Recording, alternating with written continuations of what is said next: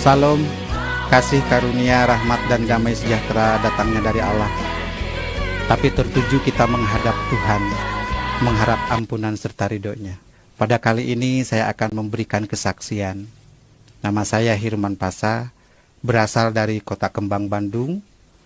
Pada saat itu saya menganut agama Islam karena turunan dari orang tua dan nenek moyang saya.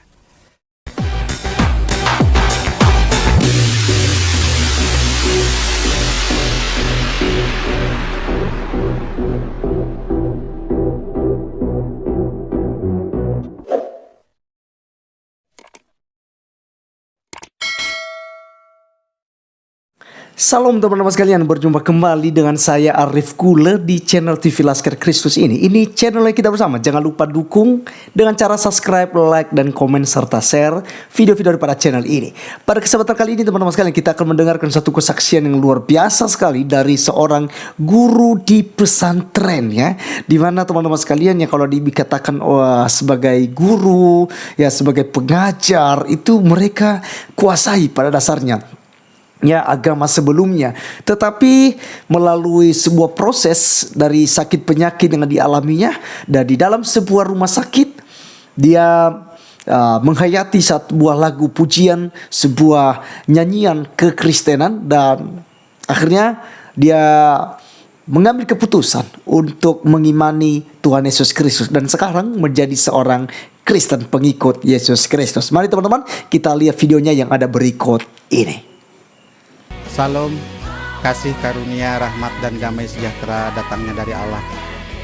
Tapi tertuju kita menghadap Tuhan, mengharap ampunan serta ridhonya. Pada kali ini saya akan memberikan kesaksian. Nama saya Hirman Pasa, berasal dari Kota Kembang, Bandung.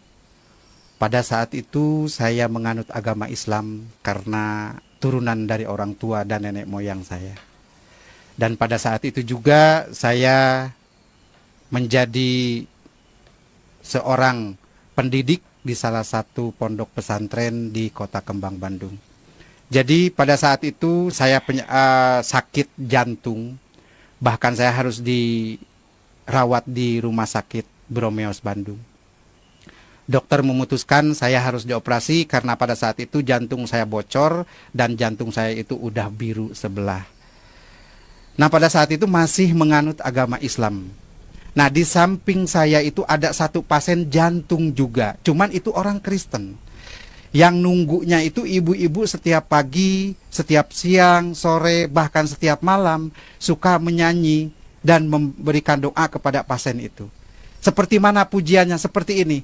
Bagaikan bejana siap dibentuk, demikian hidupku di tanganmu. Dengan urapan kuasa rohmu, ku dibaharui selalu. Begitu saya mendengarkan nyanyian itu, alunan suara si ibu itu, jadi saya itu agak tenang. Tapi saya yakin bahwa kata-kata si ibu itu akan menyembuhkan penyakit saya. Saya belum percaya waktu itu karena saya agama Islam, bukan agama Kristen. Tapi saya baru yakin. Nah, langsung di situ udah 2 hari kemudian pasien sebelah saya itu meninggal. Oh, berarti saya juga akan meninggal. Karena orang jantung itu jarang hidup kembali kalau udah masuk ICU. Tapi saya waktu di dalam ICU itu sadar tetap gitu. Mendengarkan pujian si ibu. Nah udah langsung gitu saya bilang, Bu tolong doakan saya Bu. Si ibu jawab, Pak saya orang Kristen, kan Bapak orang Islam. Saya bilang gak apa-apa, yang penting saya sembuh Bu. Didoakan, langsung si ibu itu naruh tangan di dalam dada saya sambil berdoa, di dalam nama Tuhan Yesus Kristus kamu akan sembuh. Di situ penyakit saya itu bukan hilang, tapi rasanya agak sedikit mengurang.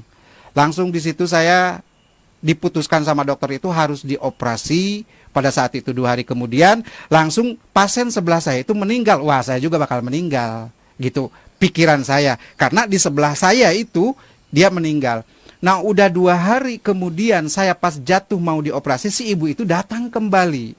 Kata si ibu itu kepada saya, Pak jangan takut, harus tenang, Tuhan pasti tolong.